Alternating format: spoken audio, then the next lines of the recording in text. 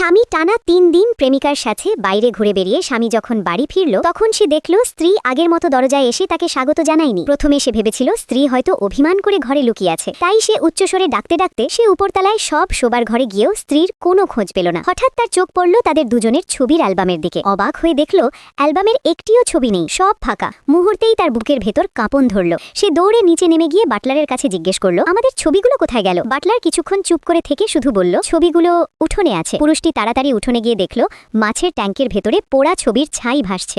দগ্ধ ছবিগুলো দেখে তার রাগে চোখ লাল হয়ে গেল।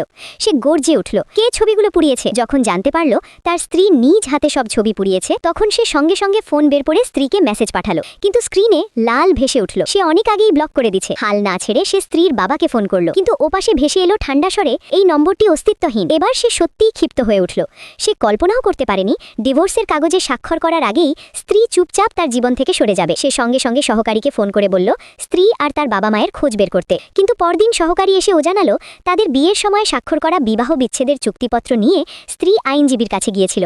এখন আদালতের রায়ে তারা আইনিভাবে আগেই ডিভোর্স। শুধু তাই নয়, স্ত্রী ও তার বাবা মা নিজেদের হুকো নাগরিক নিবন্ধন তথ্য বাতিল করে দিয়েছে।